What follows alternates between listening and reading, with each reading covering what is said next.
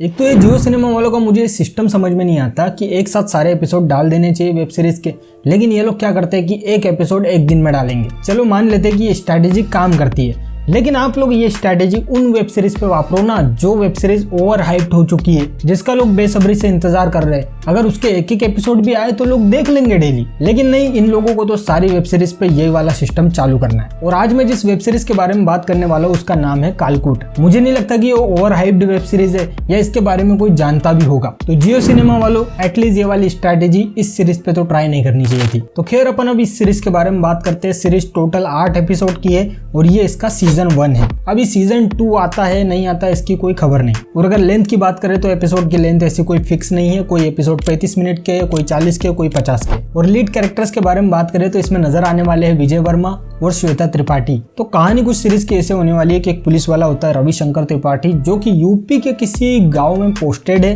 और उस एरिया में उसके पापा का बहुत ज्यादा नाम है, मतलब सब लोग उनको पहचानते हैं। हालांकि वो इस दुनिया में नहीं रहे, लेकिन उनकी कविताएं अभी भी जिंदा है और इनकी कविताओं का जिक्र आपको पूरी सीरीज में देखने को मिलेगा। और एक तो ऐसी भयानक कविता है जिसको सुन के मतलब दंग रह गया मैं। और ये कविता उन्होंने रवि को मोटिवेट करने के लिए लिखी थी। तो कविता कुछ इस प्रकार की है कि दुनिया तुम सूली पे चढ़ जाना, ये उसकी एंडिंग है। तो आपको कविता से ही पता चल गया होगा कि इसमें गालियों की भरमार होगी। तो रविशंकर त्रिपाठी पुलिस की ड्यूटी ज्वाइन कर चुका है, उसको 3 महीने हो चुके हैं, लेकिन अब उसका मन नहीं कर रहा कि वो ये पुलिस की ड्यूटी करे, क्योंकि जिस हिसाब का माहौल है पुलिस थाने का वो उसे पसंद नहीं आ रहा है। तो अब रवि तो पूरा मन बना चुका है कि वो ये ड्यूटी छोड़ देगा, पर तभी एक केस आ जाता है जो कि बहुत ज्यादा भयानक केस है एसिड अटैक का। रवि उस केस पर काम कर ही रहा होता है, तभी उसके सामने पुलिस की एक सच्चाई सामने आती है कि पुलिस को केस सॉल्व करने से ज्यादा केस बंद करने में इंटरेस्ट है। मतलब उस पुलिस थाने का जो काम है ना बहुत ही ज्यादा ढीला ढाला है। एक तरीके से कह लो कि हर बात को बस टालना चाहते हैं,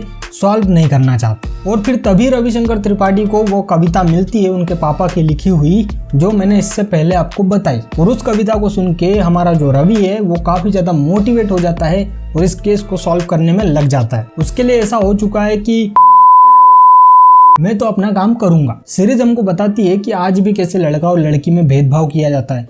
उस गांव में ऐसा सिस्टम है भाई कि लड़की अगर होती है ना तो उसको तालाब में फेंक दिया जाता है पत्थर से बांध के। और अब तक उस तालाब में इतनी ज्यादा बच्चियों की लाश फेंक दी गई है कि वो तालाब का पानी सड़ गया है, खराब हो चुका है, उसमें जहरीले केमिकल्स आ गए, उसमें फास्फोरस की मात्रा बढ़ चुकी है। और जिस लड़की पे एसिड अटैक हुआ है उसका बाप भी उससे नफरत करता है, क्योंकि उसको चाहिए था लड़का, लेकिन हो गई बैक टू बैक 2 लड़कियां। और इस बंदे की नफरत देखो अपनी बेटियों के लिए कि इसने एक कुत्ता पाल लिया जिसको वो अपना बेटा मानता है। तो देखो यार, ये सीरीज अच्छे मुद्दे तो उठा रही है, लेकिन पूरी की पूरी सीरीज एसिड अटैक वाले केस को सॉल्व करने में निकल जाती है। तो सीरीज बनाने वालों का मुद्दा तो अच्छा था, लेकिन इस मुद्दे को सही ढंग से वो दिखा नहीं पाए। मतलब ये सीरीज जो है ना वो 2 नाव पे सवार थी, उसको एक नाव पे सवार नहीं होना चाहिए था, जो कि वो हो चुकी है। अगर सिंपल भाषा में कहूँ तो इन लोगों को एसिड अटैक वाले केस पे काम करना चाहिए था, जो ये मुद्दा उठाना चाहते थे उस पे काम करना चाहिए था। लेकिन ये जो दूसरी नाव में सवार हो चुके थे वो थी रवि की फैमिली।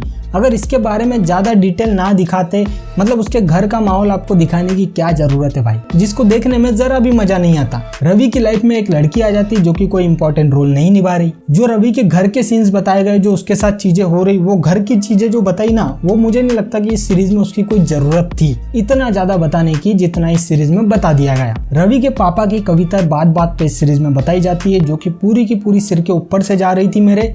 हो सकता है कि मैं अभी उनको समझने में मैच्योर नहीं हूँ। तो भाई लोग, जिसको भी ये कविताओं का मतलब समझ में आया है वो कमेंट में बताना, क्योंकि मैं बता रहा हूँ मेरे सर के ऊपर से गई थी सारी की सारी कविताएं, सिवाय उस एक कविता की लास्ट वाली लाइन जो कि रवि को मोटिवेट करने के लिए लिखी थी। सीरीज यार बार मुद्दे से भटक जाती है और काफी ज्यादा लंबी फील होती है देखते वक्त। मतलब इसके 1-2 एपिसोड कट भी हो जाते ना तो किसी को कुछ घंटा फर्क नहीं पड़ता, क्योंकि 1-2 एपिसोड तो मेरे को ऐसा लगा कि भाई क्यों ही डालती है सीरीज को, ओनली लंबा करने के लिए या 8 एपिसोड पूरे करने के लिए। हाँ, 8वें एपिसोड से याद आया कि 8वां जो लास्ट वाला एपिसोड है उसमें एक अनएक्सपेक्टेड सा एक्शन सीन होता है जो कि बढ़िया था। अगर पूरे सीरीज में से आप मुझे पूछोगे ना कि आपको क्या अच्छा लगा, तो वो एक्शन सीन अच्छा लगा। और जो इन लोगों ने 8वें एपिसोड में बताया, इसको अगर ये 1-2 एपिसोड में और डाल देते ऐसा तड़कता फड़कता कुछ, तो मैं भी ये सीरीज इंटरेस्टिंग हो सकती थी। और उस एक्शन सीन में मुझे ये चीज बहुत ज्यादा फनी लगी कि भाई किसी के सीने में पूरा सरिया आर पार हो चुका है, लेकिन वो बंदा फिर भी दौड़ रहा है, फिर भी उसकी फाइट चली रही है, पीछा करे जा रहा है वो। ठीक है यार, लेकिन जैसा भी था पूरी सीरीज से तो अच्छा था वो, क्योंकि पूरी सीरीज में हमको ऐसी कोई चीज देखने को नहीं मिलती। तो सीरीज के बारे में अगर ओवरऑल बात करूँ यार तो मुद्दा ही अच्छा था बस,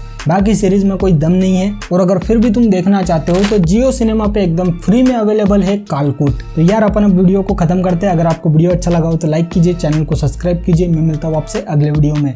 और ये जो लाइट ट्रिकल हो रही है इसको इग्नोर कीजिए। और मैंने एक सीरीज गन्स एंड गुलाब्स का वीडियो बनाया है, अगर आप उसके बारे में कुछ जानना चाहते हो तो इधर ही दिख रहा होगा वीडियो, क्लिक करके देख लो। मिलते हैं अगले वीडियो में।